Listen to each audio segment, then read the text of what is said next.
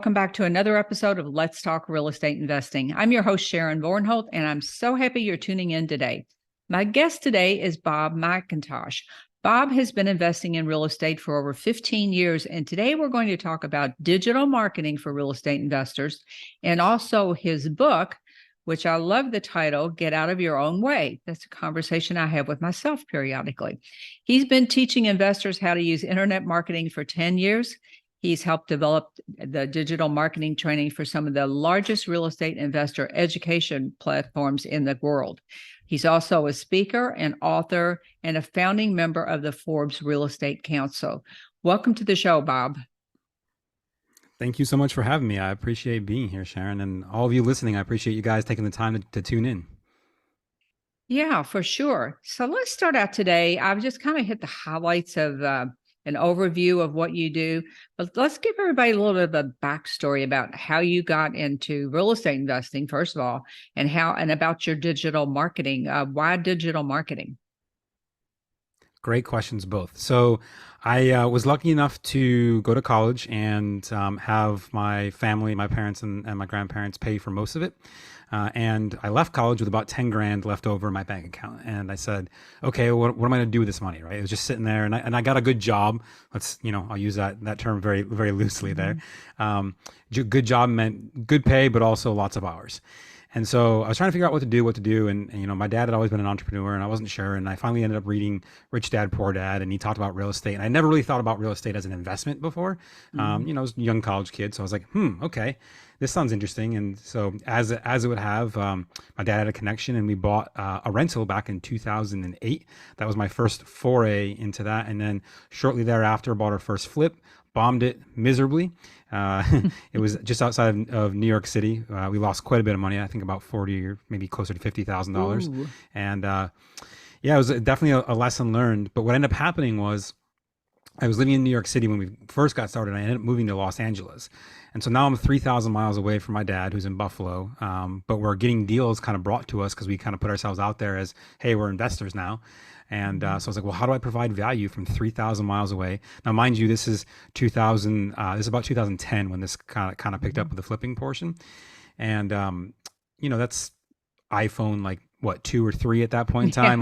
The digital world is not what it is today, right? Like the whole idea of virtual anything was a weird thought in the first place. Yeah.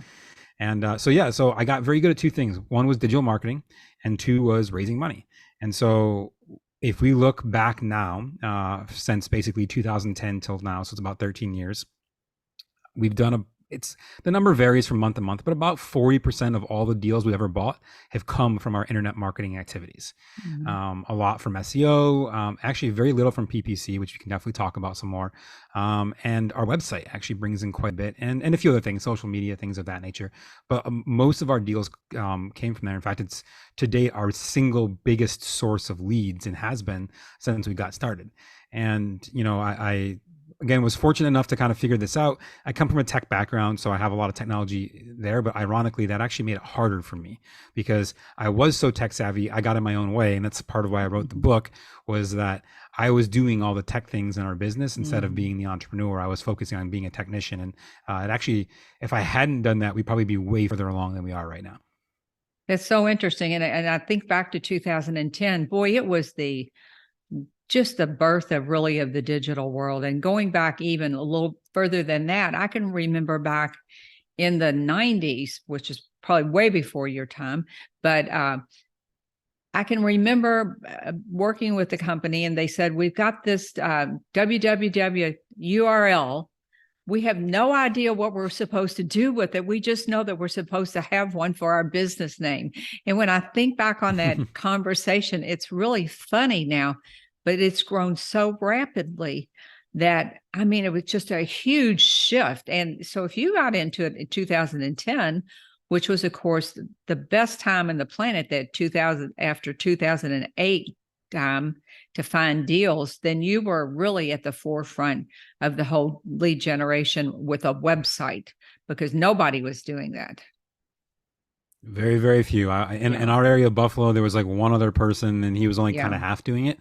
So, it definitely made things a little easier back then. But here's the funny part, actually. Even when we look at the internet now, I would say by and large in most markets, and maybe this is less true in your major markets like your LA or Chicago, New York, Miami, Austin, like those big places, Mhm. most people are still not actively as investors focused on their internet presence as a lead Mhm. generation source. And I think Yeah. it's a huge missed opportunity because we do so much outbound, but your internet presence can really be inbound. And your inbound leads, I Mhm. promise you this, you will convert at a higher ratio. They will be better deals, and they may not be as frequent as outbound because we can't necessarily control them in the same way that we can with outbound marketing.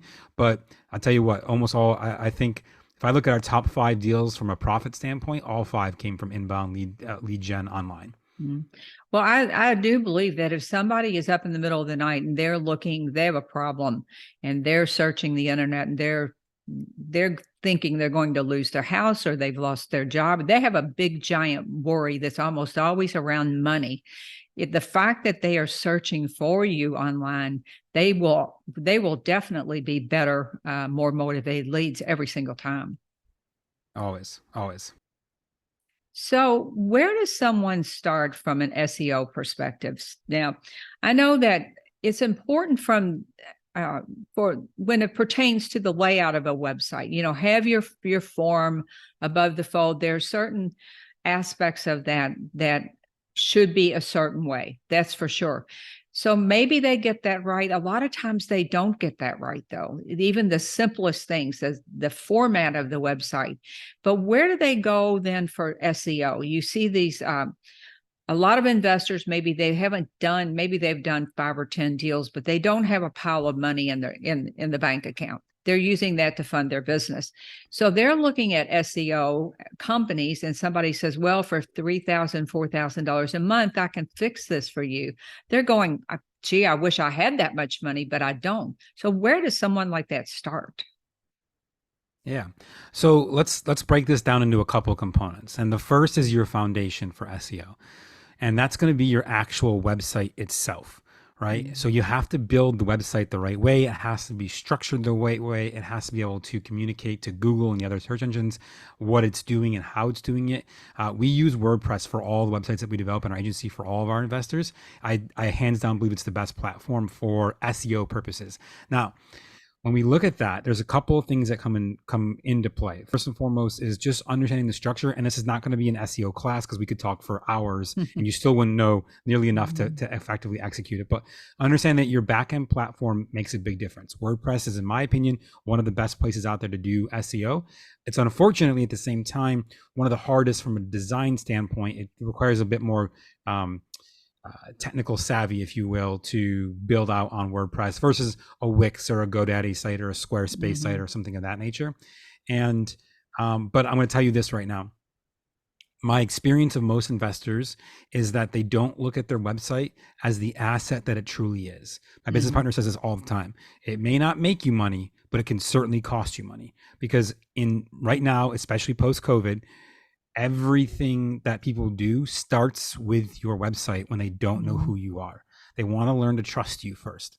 So you got to build that first. And we can get into all the, like you said, like the placement and all that. We call that Mhm. conversion science. So Mhm. using science to help drive conversions and convert people from just visitors into actual potential clients or customers with you. But with that said, when we look at SEO, um, you have to be willing to play the long game for SEO to work. So Mhm. for most new sites or sites that are have not focused on SEO before, I usually say prepare for at least 12 months before you're going to start to see the results of your efforts. And the reason is that everything is controlled by Google. I don't care, Mhm. we can argue Google and debate that all day long, but Yeah. right now they still control anywhere between 80 and 90% of searches done worldwide, all searches, right? Mhm. And so even if it was only 50%, that would still make them gigantic and worthy of taking note of, right? So we don't control any of that. And so when we look at this process, be willing to play the game for the long term and understand that SEO is a stackable game. And so what I mean by that is this: if we start SEO today and we continue on for 12 months doing the same things, and then we continue the next 12 months and the next 12 months, and we keep playing that, all the effort that we put forth today doesn't end today. It Mhm. stacks on top of the effort we put forth tomorrow and next year and the year after and the year after and the year after. And so let's just say you focus on SEO for a year and it brings you one extra deal in the next 12 months. Okay, great. You might say, all right, I'm spending, let's just say $2,000 a month, so 24,000 a year. That might break even on a deal. You know, maybe you make some money too. It depends on the deal. Mhm. Obviously, there's certain factors there, but if we know that that's one deal this year, well, then next year it will be another deal. And then the year after will be another deal. And then the year after will be one more deal. And so I want you to think about it as, what do I do for the next 10 or 20 years with the effort I put forth today? And if I put forth $24,000 today and it nets me one deal a year at $24,000 a deal, well, for the Mhm. next 10 years, that's 240. You know, and so we have to think about it in that long-term play. It's not about getting results today. It's about, Mhm. what am I going to be doing for the next 10, 15, 20 years with the results that I get over the next 1 year. And then here's the cool thing. It's kind of like a snowball rolling downhill. The longer and more consistent you are with your SEO efforts, the more results it will ultimately produce, because Google rewards those of us who put forth the effort to follow their rules, do it the way that Mhm. they say they want it done, and focus on the things that are important. And so if we do all those things, one deal won't be one deal for 10 years. It'll be one deal for year one, maybe one deal for year two, then maybe two or two and a half for, you know, year three, and then five for year four, and then six or Mhm. seven in years. It gets bigger and bigger, because again, Google's rewarding us for doing the right things in the long term. And so if you're a new investor, or you've not, or even if you're a seasoned investor, but you've not focused on SEO before, I want you to think about, what does the next 10 years look like for you? And what if you could generate 10, 15, 20 deals using SEO over the next 10 years? Would that be worth the investment over that period to get that done? And for most of us, if we can afford to do that, then yes, it is. Now, real quick, I want to touch on the cost that you mentioned, because I think that is Mhm. important. Mhm. SEO is a pay to play game, right? There's ways to do it for little to no cost, but then it takes a lot of time. It's either time or money. It's the only way that SEO Mhm. is going to work for you.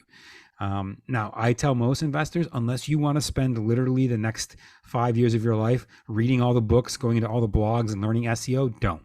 Focus on what makes you money, which is being a real estate investor, negotiating Mhm. deals, getting better at your sales and tactics, and you know, your negotiation skills and all of that. Focus on those things first, right? Don't try to become an SEO expert. Let that, you know, roll with it, and then simply understand that the amount of money you spend will determine the results that you get. Like, so for us, for example, we can do SEO for you, and we can do it as cheap as $500 a month. But the reality is, at $500 a month, you may not see the results in 12 months. It might take 18 or 24 before you really start to see the results from that. Whereas if I put $10,000 a month in for the next year, you're going to see results faster. Not like next month faster, but maybe in 8 months or 6 months instead of 12, Mhm. right? And it's just very much and what you're paying for is, you're paying for the time for people to implement all the things that need to happen. So that's how I would look So, at SEO. so there is a starting point. So with a Yeah. lower dollar, if that's what they had to do. So that was one thing I wanted to bring out of this. You can start wherever you are and then scale up if that's what you need to do. So let's talk about content marketing. I believe that your website is your it is your digital business card. I think that's where most people look for you to begin with. But I think you can build your brand, build your awareness, build all of the other things, credibility through some type of content creation. In my world, I don't think you can not do some kind of content creation. You can do. Maybe you don't want to blog. Maybe you will do video. Maybe you don't want to sit in front of a camera where you're comfortable doing that, but you can go out and showcase properties. You have to find a way to get in the game, whatever that looks like. And then you need a content strategy. But understand that you're building your brand. When people look you up online to determine if they want to call you to maybe buy, have you come by their property, they've already Googled you. They've already know if you've got a website. What do you do? Do you have social media profiles? If you're like Bob, you have content. If you're like me, you have a lot of content. But you have to have a starting point, because I had an old gentleman tell me one time that he had chosen me to buy his property because the other people, he looked them up and they didn't have a website, so they must be shysters. That was the word that he used, because even him at I 80 love that years word. Actually, I old, might steal that word. he knew that, but that was the word he used. He said they must be shysters. because everybody has an online presence. But I will never forget that story. But so how do you think about marrying the two things, your lead gen website and your content creation? So I would look at it this way. Your website for your business is your hub. It's your digital hub. It's your business hub. It's everything and anything that your business needs from a credibility standpoint. Mm-hmm. It could be from a lead gen standpoint, but most importantly, from a here's why you should trust me standpoint. Because we as investors have one of the most difficult jobs on the planet, which is to take someone who's in a very untrusting mood, usually because there's Yeah. financial problems, there's emotional problems, there's relational problems, there's some sort of problem, almost always, right? And because of that, they're not in the most trusting of moods. And because of that, we have to work even harder to build and garner their trust. And your website's going to be the first place that they do from there. Now, the second place they're going to go to is all your content. They're going to look at your socials. They're going to check out what you got going on there because they want to know who are they working with, right? I know we don't want to admit this, but certain people have preferences of working with people that they resonate with. They might look at my website and go, it's ginger. I ain't working with that ginger. I'm on to the next one, right? And they're on to someplace else. Who knows, right? Or they might look at Sharon and go, oh, you know what? I don't like the way she looks. I'm going to go to somebody else, right? At the same time, there's going to be someone who goes, I like that person. I like you. You seem like my kind of people. Like I can trust you. And because of that, all your content is doing or should be doing is helping you build the bridge of trust. And I want you to think about the sellers on one side of the river and you're on the other, right? The more content you produce, the more of your bridge of trust has already been built so that when you finally make that contact and you're like, hey, I'm over here, like let's meet in the middle, it's a shorter distance for you to have to walk, or it's shorter distance for you to have to build more pieces to that bridge to get to where they want to be. And so I always look at it that way. And then secondarily to that, always take all of your content and it should be pointing back to your website. Like your website is the hub of your business. So it's, hey, here's who I am, what I do, and how I do it. And if you continually push people back to that site, one, it drives more credibility because they're like, oh, look, it's consistent and people like that. Number two, now we allow for ourselves to take the conversation off of social media or wherever it's taking place that's outside of my control and bring it to some place that's within my control, AKA my website or other places like that, where I actually control how the information flows, is gathered, and is contextualized. Exactly. I like to say that we're not any one of us, we're not everyone's cup of tea. And I use that sometimes when I'm talking to people. I'll say, I won't be everyone's cup of tea. You won't be everyone's cup of tea, but we'll be someone's cup of tea.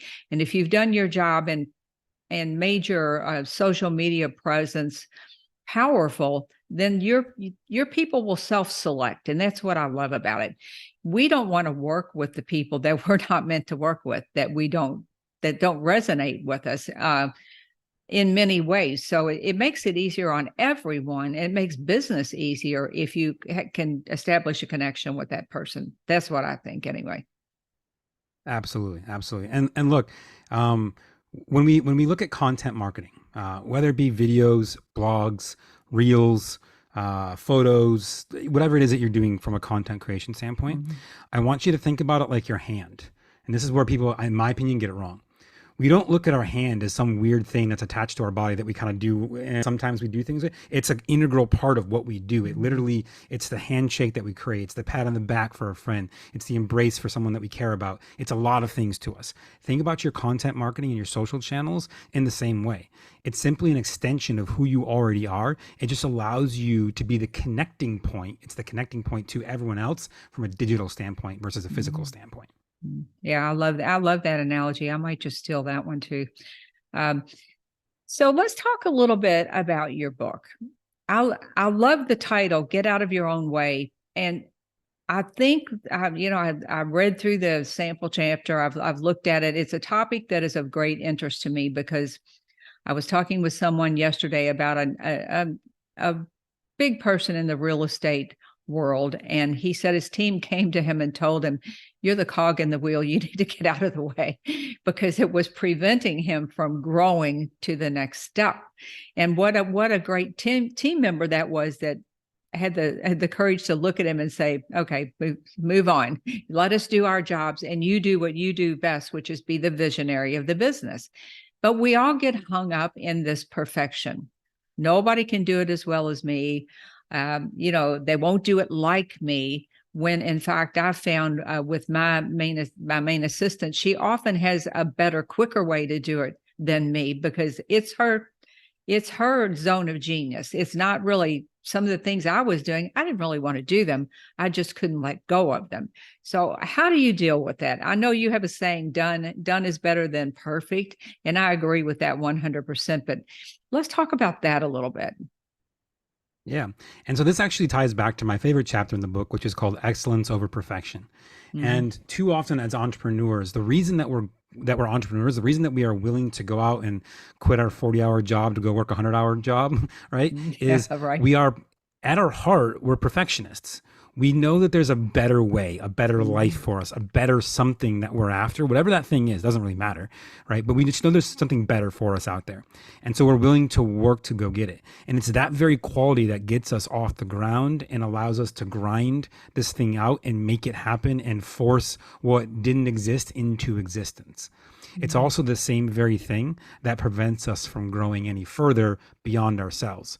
And so we have to eventually admit and realize that we don't need things to be perfect as long as they're excellent. And this is actually perfect timing, unplanned Mm-hmm. by me, because obviously I wouldn't have known this. But just yesterday, the Apple had their developer conference, and they released a new device called the Apple Vision, I think it's called, and it's this ridiculous looking goggle headset you put on that augments reality so you can see things and all that. Right? I'm going to tell you Mm-hmm. something absolutely right now. That device is far from perfect. Like it's going to have problems galore for sure. But you know what it will do? Because Apple does this fantastically, is it will be excellent at the few things it can do. It definitely Mm-hmm. won't be perfect. It'll definitely have a lot of room for improvement, but it will be very excellent. And they are, in my mind, the epitome of, or epitome rather, of good. Excellence is better than perfection, right? And then let's compare it to Samsung. They're kind of a little bit different, right? So Apple will say, hey, look, we're going to have very few new features each iteration, but each one of those is going to work flawlessly within the ecosystem that they've built. Mm-hmm. Whereas Samsung goes, no, we want to add everything in, even though it might break a little bit here or there. It's not perfect or no one's using it anyways. We just Mm-hmm. want, we want all of that. Now, which one of those phones is perfect? Neither one. Because some Mm-hmm. things it might be, well, I really wanted that thing and I don't have it now. Some of them might be, I don't care about that thing. I just wish it worked better. Right. And so the difference though is that everyone's individual idea, right, is what perfection is.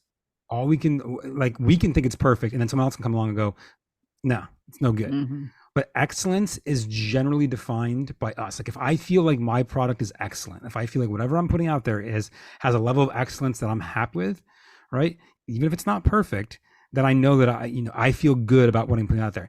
There might be others out there that don't feel the same way as I do, and there always will be. Haters are going to exist no matter what we do, especially in the real estate business. And so understand that as you're going through everything that you're building, whatever it looks like, whatever your focus is in your project, your growth area, whoever you're bringing on, can they or the thing that they're doing be excellent? And if so, then it's good enough. When you feel like, hey, this is excellent, then I can let it go, even if it's not perfect.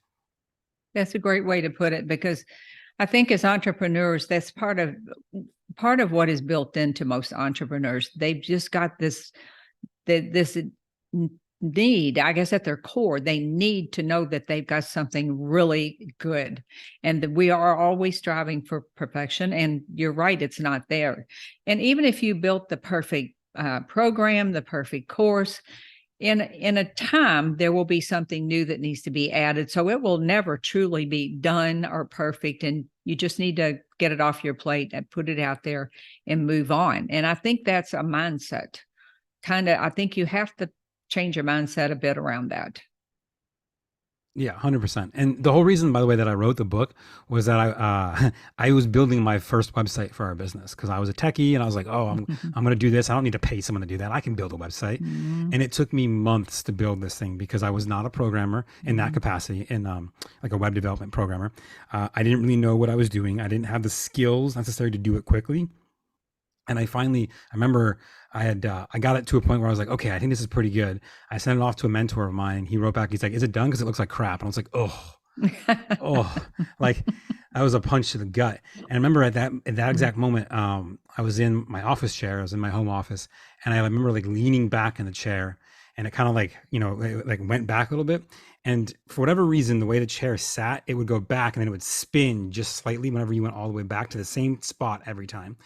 And if I was had my head back like this, I could look up, and there was a spot on my like in between my ceiling and my wall, kind of like where they met, that I would always be looking at. And I remember at one point I was like, man, I keep looking at this same stupid spot every single time. And so I finally got that done is better than perfect. And I taped it in that exact spot because I knew that if I was leaning back looking in that direction, I was probably getting in my own way. And I needed a reminder to tell myself, hey, if you see this up here, that means you're doing it wrong. Like you got to change your mindset, focus on the things that are important. And so that was and that was sort of the impetus, if you will, for the creation of the book. Yeah, I love that. And there were a couple of other things I pulled out of there, a couple of ways you spoke about the book. And one of them that piqued my interest was how to accomplish in a day what most people do in a month. That we absolutely have to talk about. Yeah. And I think when we look at that, it's really just about focus and consistency. I know it sounds simple. I know it sounds almost silly in a way to say it, like, it's like obvious. But in today's day and age, especially, there's so many distractions out there. There's so many things that can pull our attention away. And I promise you this. And by the way, everything in the book that I tell you that you should be doing, is all because I was not doing those things and had to learn that way, right? Like, let's be real. I'm not some amazing person that just knew how to do all this. Like, I had to learn through mostly error, of my trials. And, um, you know, the thing that I've always found important for me, and obviously you've got to figure out your own workflow for yourself, what really drives you, how it works. But there's a couple of things that have worked well, and I don't necessarily know that these are in the book, but I think it'll be good for expanding upon that. And the first is figuring out what is your focus time ability. And what I mean by that is, how long do you have the ability to stay 100% completely focused on a single thing, right? And you won't know that number. And I know there's all these people out there like, oh, the Pomodoro technique, this technique, that. Like, there's a million techniques out there.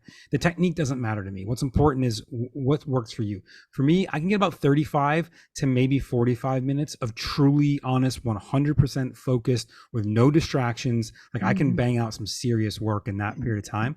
But after that, I need at least a good 15 minutes to get up and, space myself around and just let myself breathe for a second. So figure out that time for you. And then what I did is I create playlists. So if I know that I have about a 45-minute span, I'll create a high energy, low or no vocal playlist on Spotify that will go for about 45 minutes. And then for about 15 to 20 minutes, it'll kind of slow down a little bit and just like breathe. And I know it sounds silly, but that helps get my mind in there. And it also, since I listen to the same playlist a lot, it creates triggers for me. So it gives me the ability to say, the moment I hear that first song on the playlist, bam, my brain goes, oh, we're focus time. Got it. Like, it knows, and then it improves that productivity even more. I did a podcast with someone that I've known for a while who is in the multifamily space, and she has 3 children, very demanding life. And she talked about how she finally figured out how to get herself into that zone. And she found for herself, she got up early and did some personal things that were important to her, like meditation and things like that. Then they got she and her husband had a routine. They got their children ready for school, but she had allotted herself 5 hours through the day, like 10 to 2, something, 10 to 3, maybe something like that, where she would work, have lunch, and take her breaks through. But that was her work time. And once she said, I'm not going to work outside of this time, unless it's an event or something like that, everything goes out the window then. But she said once she defined her work hours and she knew she had to accomplish all the things that she wanted to get done, she said it just made her accomplish so much more in any single day, because that became a non-negotiable for her. When she picked the first child up at school, work was over. She was mom part of the day. She was a businesswoman with big business a part of the day, but no one thing defined her time. And in doing that, she became so much more productive. Yeah, I believe that. And that really comes into like time blocking, right? Saying, hey, this Mm-hmm. block of time is going to be allocated for this exercise. Like for me, for example, I prefer to do all of my podcasting and things usually in the afternoon. Generally for me, from like a 1 o'clock to about 3 o'clock tends to be a lower energy state. So I Mm-hmm. know that if I hop on a podcast then, or I do a recording, or I do some meetings then, I'm going to be interacting versus sitting still and focusing. And so Mm-hmm. it re-engages my energy that way. And I think that's something else too. Like for her, you said she woke up early, which is great. Mm-hmm. Figure out what works for you, right? Like I Mm-hmm. know, for example, I can get 9 hours of sleep and wake up at 6 o'clock in the morning and be miserable all day long and just unfocused and unproductive. I know I will because I've tried. Mm-hmm. I really do. Like I honestly want to be a morning person, but it doesn't work. But if I set, if I get up between 7:30 and 8 most days, Mm-hmm. I'm way more productive. My day flows better. Now, obviously, not everyone, like, I'm not married. I don't have any kids right now. So, like, I get that luxury and I get that not everyone has that. But Mm-hmm. figure out for you what workflow fits your life and Mm-hmm. understand your energy that you bring to every hour of the day and adjust the things that you do during your high energy versus low energy standpoints. I Mm-hmm. think you'll find that if you do your focus work when you have the most energy, you're going to get, be very productive. Like I do a lot of like in the morning, I usually Mm-hmm. get up, I'll do a little exercise maybe, and I'll read. And then I read about 10 to 15 pages and then I go right into work like immediately. Mm-hmm. And for some people that's like weird, but I know that first hour to 2 hours after I get up is going to be some of my most productive time, just because I've tried a bunch of different ways and found that works best for Mm-hmm. me. I know for me that my energy level starts to wane late in the afternoon, like 3:30. I'm pretty much done with anything that I've got to think about seriously. So I put things at that time of the day, maybe clean up things and that sort of things. But I think like you do, you have to know yourself, you have to know your body, and you have to know how you get things done. But I do believe that if you find a system that works for you, you will get a lot more done than if you just kind of wing it through your day. And I like to start my day with a plan. Know what's on my calendar and what are the things that I need to work on. And I think it was Amy Porterfield said, if it's not on my calendar, it's not going to happen. I just know that. So I think that's for me, that's a trick too. If it's not actually written down and kind of set in sand or in stone, then I know maybe it's not going to actually happen. Now, one other thing that I wanted to talk about is I know you mentioned, referenced in your book about building a business that successful entrepreneurs can scale and be kind of stress free. So that was an intriguing thought for me. How do you scale your business and be stress free? Because it's a lot of work. It's easier said than done, that's for sure. So I would say a couple of ways. Number one is truly get in touch with what inspires you in your business. And what I mean by that is, look, there's going to be a period of time, especially when you're just getting started, that you wear all the hats. You grind, you figure it out, or you and your partner, right? Like you're doing everything. There's no people, there's no one to outsource to, whether it be a virtual assistant or even a local person or an employee or whoever. But as you go, there's two things in my mind that you can really use to accomplish that. One is technology. Technology as a small entrepreneur is your best friend. So many things can be automated through the use of technology that will just take things off your plate. And it's only getting more and more so with the introduction of massively available artificial intelligence, Mm-hmm. AI or machine learning, really is what it is. But that's a different topic for a different day. But yeah, so there's a lot of things, and what we're finding right now, especially across all the things that we do, is that some of the most time-consuming and repetitive tasks can be there's software out there that can automate those for us. And so, for example, that's one of the reasons why like we have our own CRM for investors. I knew that one of the most time-consuming parts for most investors when it came to digital marketing was creating a platform in which, we shoot for 14 touch points to every single seller that comes in through the business. right? Mhm. And that let me rephrase that. There's 14 available touch points. Obviously, if they convert before that point in time, we'll stop them. But I want to have at least 14 before we give up on a lead. For most investors, if I said that right now and you listen to this, you're going, there's no way I'm touching my sellers 14 times, whether it be through email, a voicemail, a phone call, a text, Mhm. something, right? So I said, okay, how do we build that? How do we automate that? So now we have over 30 different drip sequences with 14 plus touch points in each one of them so that you don't have to think about what it is. You just have to get them in the funnel in the first place, right? When we look at AI tools that are out there right now, there's so many that can do a lot of stuff for us. So for example, let's say you wanted to do SEO, since we talked about that earlier. You're like, okay, well, I don't know, I'm not very good at writing, but I can talk about some stuff. So you Mhm. sit down and you talk and you go to like otter.ai, for example, or a read.ai, or there's a million tools out there. I'm not affiliated with any one of them, but these are just two that are off the top of my head, where I can literally just speak something and it will literally transcribe every single word I say into a written piece. And then I Mhm. drop that on my blog. And just like that, I've got a blog post for my site. So when we look at scaling and creating things stress-free, technology should be your friend, not your enemy, and it should be something that you get good at if you're not already. One of the things I hear a lot of people say in this space of real estate investors is, I'm not tech savvy. Oh, I don't do Mhm. technology. That's not my thing. Or I don't understand, whatever. I'm going to tell you this right now. You don't need to be a hacker, professional level hacker to get things done. But what you do need to do is understand what tools exist, how do I use the tools, and or can I hire someone to plug into the tools to take things off my plate.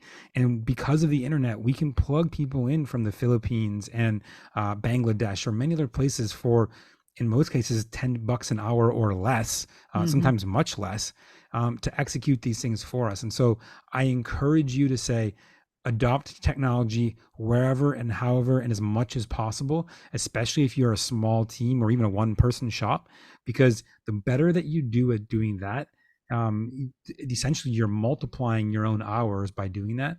And that's going to breed more opportunity for you long term and simultaneously reduce down stress. Now, you'll add a little bit on learning technology and things of that nature, but I promise you this: the stress of learning technology is far, far, far, far, far less than the stress of building your business, of not having enough money because you don't have enough leads, because you're not talking to enough people, or whatever it might be. That's way Mhm. more stressful. Yeah, and I would go so far as to say I I think everyone has to become familiar with a certain level of tech these days. I dive in and learn it, not to the degree that I I like to outsource as much as I can.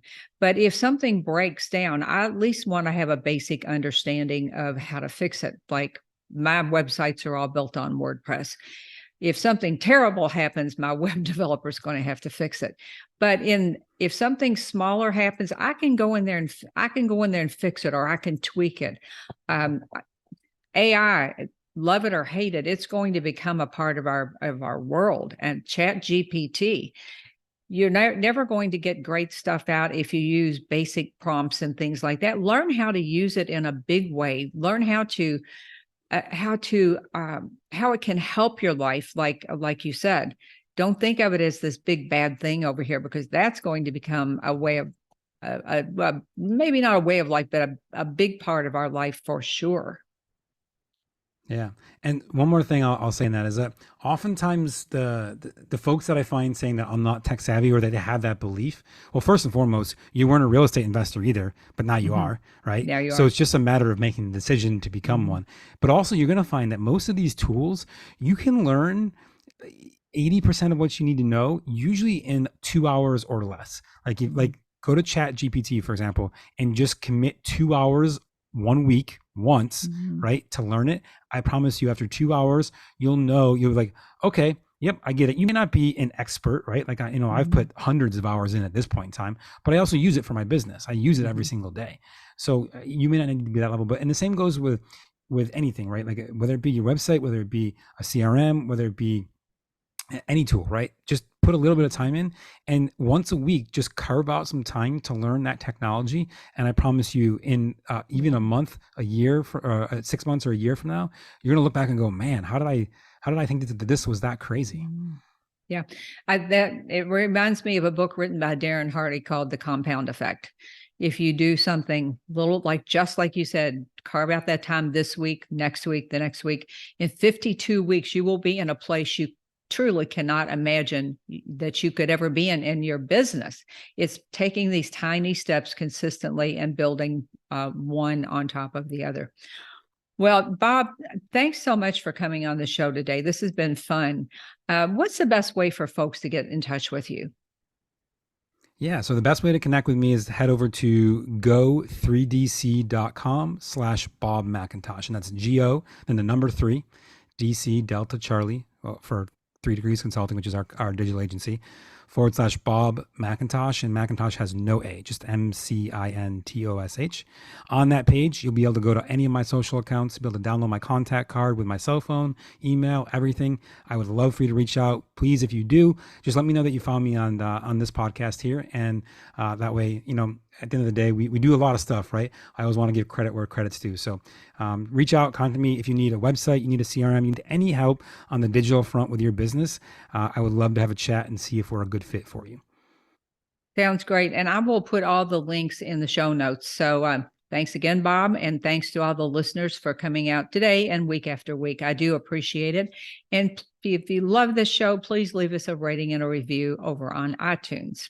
I will see you same time, same place next week. Bye for now.